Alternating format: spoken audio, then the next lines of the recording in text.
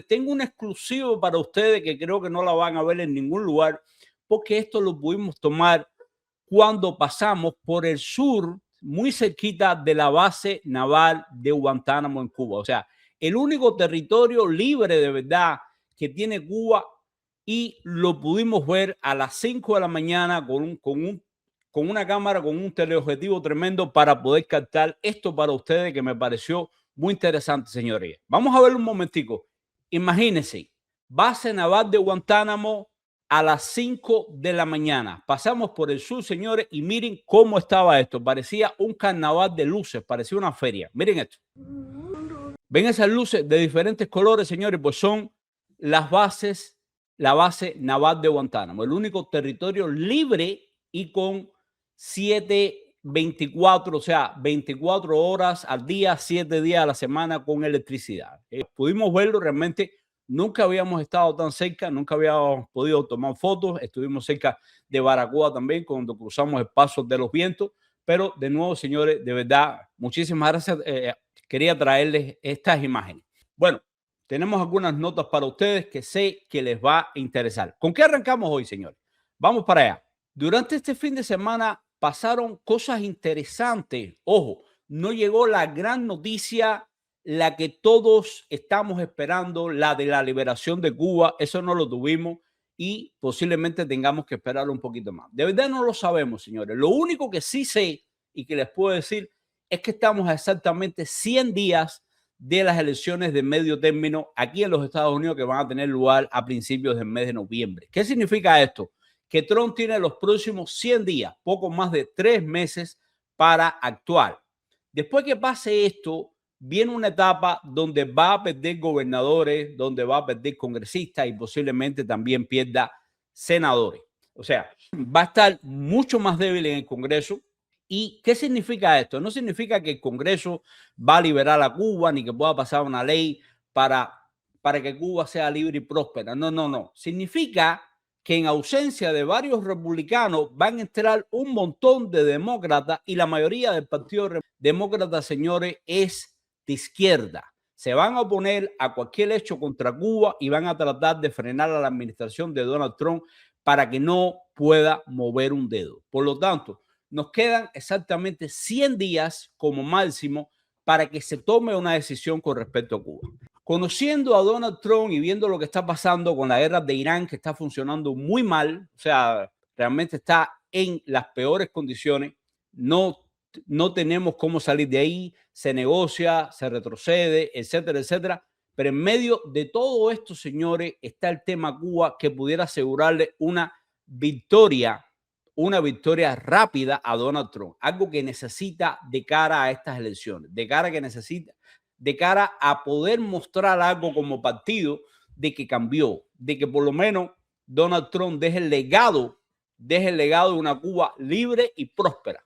Esperemos que no siga el ejemplo de Venezuela. Ahora mismo acaba de salir como Donald Trump dice que no, que Delcy Rodríguez sigue siendo tremenda presidenta, que les ha llegado muchísimo petróleo y que todavía no están listos para hacer elecciones. Son cosas que no nos gustan para nada, por supuesto, pero es lo que tenemos. Es lo que tenemos. Cuando esperas a que alguien haga las cosas por ti, porque tú no puedes hacerlas por un montón de razones que hemos hablado aquí, pueden pasar cosas que no te gustan. En eso, señores, de verdad que no podemos cambiar la historia. Si nosotros no podemos hacerlo, realmente no podemos exigir a un tercero que lo haga como quisiéramos nosotros, porque esa persona siempre lo va a hacer como les da la gana a ellos, dependiendo los intereses de los Estados Unidos.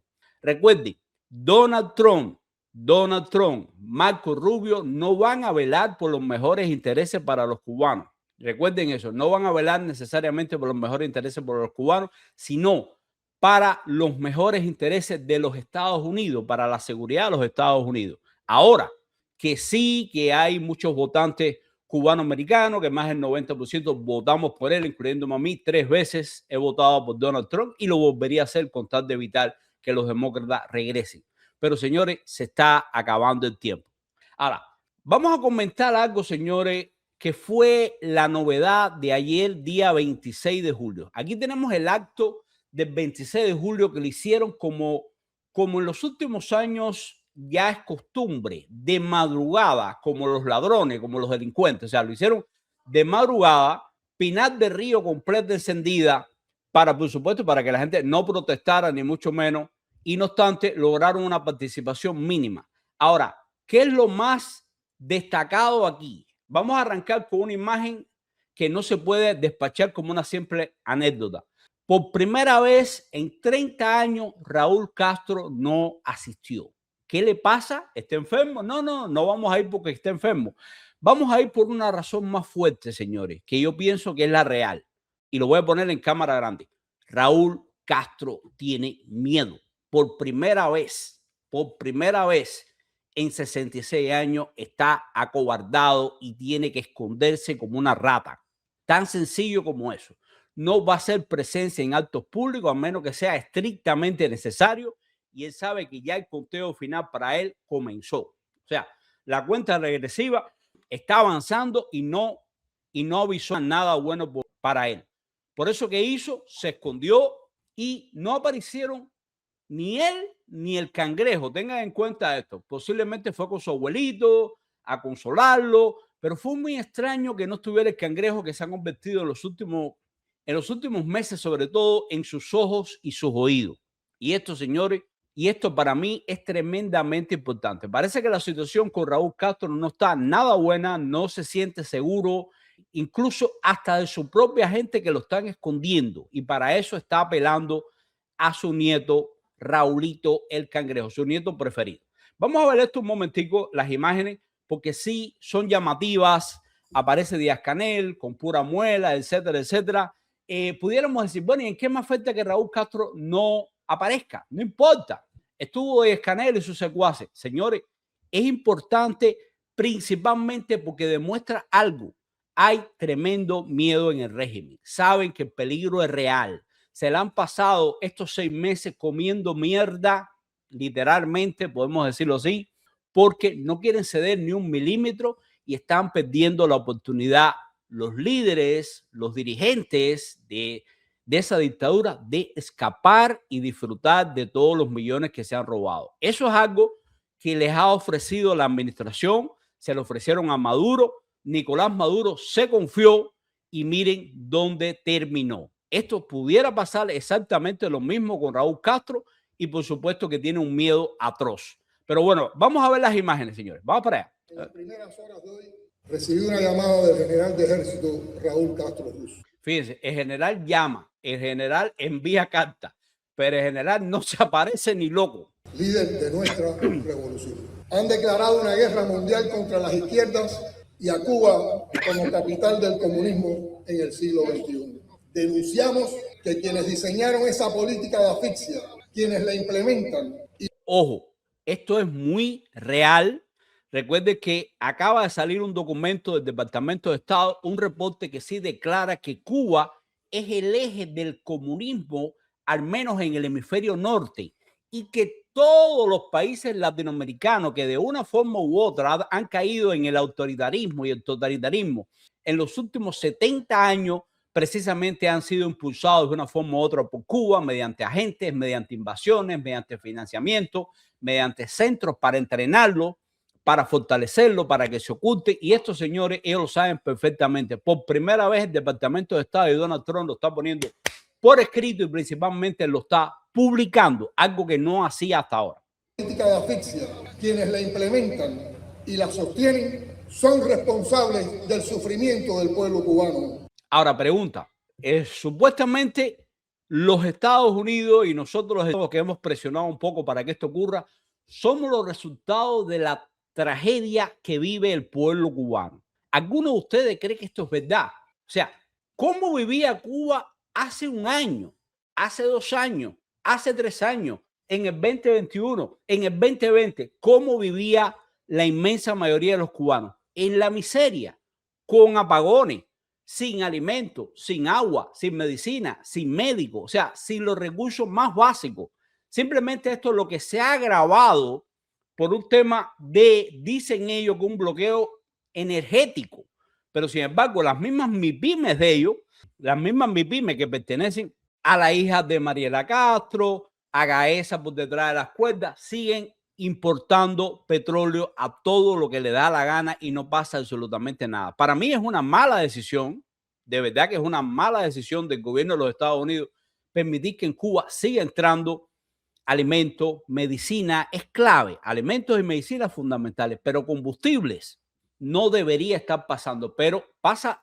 Pero tenemos que tener en cuenta algo. Esto se determinó. Fíjense que hubo un bloqueo de verdad, por primera vez, férreo, que no permitía entrar ni una gota de combustible. Pero eso fue apenas por unos días. Cuando llegó el tema de Irán, que se convirtió en una prioridad, Donald Trump y su administración de inmediato dijeron, espérate, podemos meternos meses en esto y mientras tanto tenemos que darle un salto al pueblo cubano, porque si cerramos todo, va a morir la gente en los hospitales, va a ser una catástrofe y nos van a echar la culpa a nosotros. O sea, vamos a dejarle por lo menos un resquicio que por las empresas privadas pueda seguir entrando petróleo para que no nos culpen. De todas formas, señores, eso siempre pasa, siempre le van a echar la culpa a los Estados Unidos de todo lo que pasa.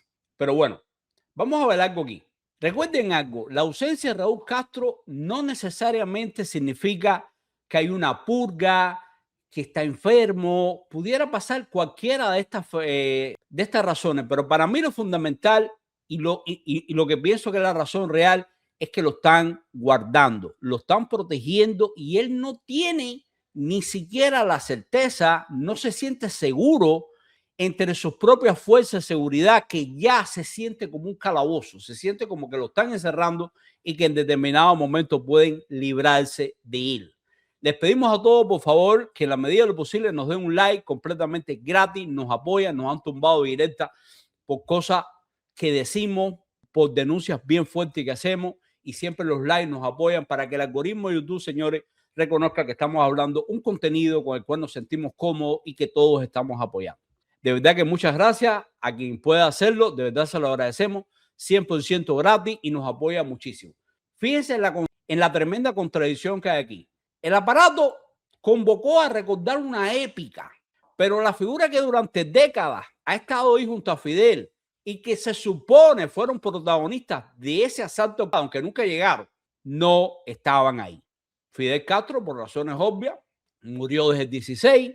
Ramiro Valdés también murió aparentemente hace unos meses, quizás un poco más, no lo sabremos de repente en varios años o hasta que llegue la libertad de Cuba. Pero señores, Raúl Castro, hasta donde sabemos, está vivo y esto es simplemente un acto de tremenda cobardía. Por supuesto, sabemos que Raúl Castro nunca ha sido un ejemplo de valentía ni la Pepino. Raúl Castro siempre nació, se crió y se convirtió en un hombre, bueno, en una persona siempre bajo la falda, bajo los pantalones de Fidel Castro, que era el matón y que era quien lo protegía. Sin Fidel Castro, Raúl no hubiera llegado ni a ser custodio en un almacén, señores. No hubiera sido eso nada, porque para bruto, cobarde, imbécil, pero sí es una persona malévola, sin escrúpulos, y ya eso basta para que pueda ser un dictador en funciones el tiempo que le quiera. El tiempo que quiera hacerlo, o por lo menos el tiempo que le dejen hacerlo. Y ahora, señores, de verdad está en una encrucijada por primera vez en su vida. Para mí esto es fundamental. El régimen encabezado por Raúl Castro y su nieto, el Cangrejito, en estos momentos tienen terror. No se pueden presentar físicamente, se la tienen que pasar escondidos como las ratas en los búnkeres. Y esto, señores, para mí es la principal lección que deja el 26 de julio. No que ellos festejen algo o que Díaz-Canel hable 4 estupideces y le echa la culpa a Estados Unidos como siempre. O sea, Cuba sigue siendo un estado fallido y esto se debe, como bien dice Jandelel Camejo, un estado fallido por culpa del sistema, el PCC y todos estos asesinos y criminales. O sea, por mucha propaganda que tengas, no es suficiente. No puedes mostrar ni siquiera al gran líder, ni siquiera a una persona que se supone estuvo en la epopeya que tú quieres celebrar, que tú quieres conmemorar, lo cual yo realmente nunca he entendido por qué el 26 de julio es el día para ellos de la rebeldía nacional y de una fiesta y de un espectáculo, cuando fue una derrota militar espantosa. cuando murieron personas, bastantes personas de ambos lados y realmente no se logró ninguno de los objetivos, salvo visualizar a Fidel Castro. Por supuesto, para él ese era el objetivo. Para él lo fundamental es que a partir de ahí comenzaron a verlo como una alternativa para la dictadura de Batista. Antes de eso, Fidel Castro era una persona que se infiltró en el Partido Ortodoxo, que le lamía las botas a Eduardo Chivas con tal de aparecer en cámara, de robar cámara, pero que nunca tuvo una participación fuerte en el Partido Ortodoxo ni lo tenía en la política cubana. Ahora bien, Raúl Castro faltó al acto del 26 de julio. Díaz-Canel leyó un mensaje suyo, pero una silla vacía dentro de un sistema donde todo se calcula obliga a mirar los circuitos que sostienen el poder: seguridad, aviones, Gaesa, Caracas, Panamá y petróleo. No voy a inventar una enfermedad ni anunciar una sucesión. La ausencia no borra la red detrás de la tribuna. Y al seguirla aparece un nombre: Raúl Guillermo Rodríguez Castro, el Cangrejo. Un hombre cercano a la familia, a la seguridad y a los negocios que dan oxígeno a la cúpula. Fíjense en lo que documentó la investigación conjunta de Armando.info, La Prensa, Clip y Transparencia Venezuela. Los registros migratorios lo sitúan como pasajero frecuente del Lleve 3440 y de otros aviones vinculados al empresario panameño Ramón Carretero. La ruta se repite: La Habana, Caracas, Panamá. No es el recorrido de alguien que salió a pasear, es el mapa de una red que conecta al entorno militar cubano con operadores venezolanos, empresas panameñas e intermediarios que aparecen en el negocio más delicado, el petróleo.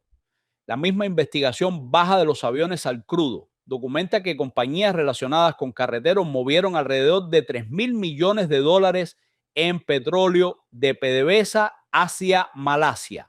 También registra 10 tanqueros despachados a Cuba con ese intermediario y con destinos finales que no quedaron claros en los registros marítimos. Ahí están los intermediarios, las rutas trianguladas y los mecanismos para que el crudo siga moviéndose mientras las sanciones intentan cerrarle el paso al régimen venezolano. Y ahí está el Cangrejo, viajando de forma recurrente dentro de ese circuito. No hace falta imaginarlo sentado sobre un tanquero para entender el dato. Los papeles lo sitúan dentro de una red de logística, poder y petróleo opaco. No como un turista accidental de Panamá, sino como alguien que conoce el corredor por donde circulan dinero, lealtades y energía para mantener en pie a dos dictaduras. Ahora miren el precedente venezolano. Delcy Rodríguez no se convirtió en interlocutora por ser demócrata ni por desmontar el chavismo. Se volvió útil porque supo hacer funcionar una industria petrolera golpeada por sanciones. Fue ministra de Petróleo y vicepresidenta. Bajo su gestión crecieron los contratos de participación, los intermediarios y las rutas que permitieron sostener el flujo de crudo dentro de un sistema corrupto. Armando.info recoge que su manejo petrolero impresionó a funcionarios estadounidenses y que Chevron hablaba de ella positivamente en Washington. La Casa Blanca celebró que el petróleo empezara a fluir. Ese es el punto. Delcy ganó peso porque entregó resultados: petróleo, interlocución y capacidad para mover negocios donde las reglas oficiales y las reglas reales no son lo mismo. Washington no tuvo que convertirla en símbolo de democracia para reconocer que podía abrir una llave que le interesaba. Mientras esa llave entregara crudo, Delcy tenía valor. Entonces viene la pregunta incómoda. Si una administración estadounidense puede valorar la utilidad de Delcy dentro del tablero petrolero venezolano, ¿qué puede estar mirando cuando observa a El Cangrejo? No hablo de un técnico petrolero, hablo de otra clase de activo: apellido Castro, cercanía a Gaesa, conocimiento del entorno de seguridad, rutas entre La Habana, Caracas y Panamá y familiaridad con una red donde el poder formal se mezcla con el negocio oscuro. Él mismo dijo a USA Today que estaba dispuesto a negociar con Trump. Eso no lo convierte automáticamente en interlocutor de nadie. Sí deja ver que comprende dónde podría estar la puerta. Y la hipótesis, señores, es esta. En Washington puede pesar no solo quién habla mejor de cambio, sino quién puede abrir acceso, garantizar continuidad o mover intereses dentro de una estructura cerrada. Del sí enseñó que para ciertos cálculos la capacidad de hacer fluir petróleo pesa más que cualquier discurso. El cangrejo podría intentar vender otra llave, acceso a la caja militar y empresarial que mantiene al castrismo respirando. Pero aquí el análisis tiene una segunda mitad y es quizá la más importante.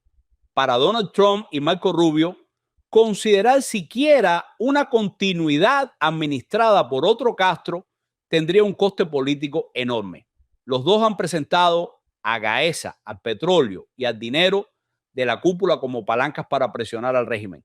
Rubio ha hecho de la libertad de Cuba una bandera política y Trump ha hablado de cortar los recursos que alimentan a la maquinaria castrista. ¿Con qué cara se le explica entonces al exilio, a los presos políticos y a las familias cubanas que la salida consiste en preservar a otro miembro del mismo linaje dentro del poder? ¿Qué libertad pueden hacer de un arreglo que deje intactas las redes de Gaesa, la seguridad del Estado y los negocios oscuros? Solo con un administrador más joven y más presentable, Cuba no necesita que el castrismo aprenda a negociar mejor, ni que encuentre una ruta más limpia para vender petróleo. Necesita que se rompa el sistema que convirtió aviones, apellidos, petróleo y represión en una manera de seguir mandando. Esa es la prueba para Trump y Rubio. Una cosa es reconocer que un operador puede ser útil para una negociación, otra muy distinta es regalarle futuro a la familia que convirtió la isla en una prisión. Si el cangrejo está intentando entrar en consideración, la pregunta no es solo qué puede ofrecer. La pregunta es cuánto de Cuba habría que sacrificar para aceptarlo. Porque estabilidad con otro Castro no sería libertad, sería continuidad maquillada.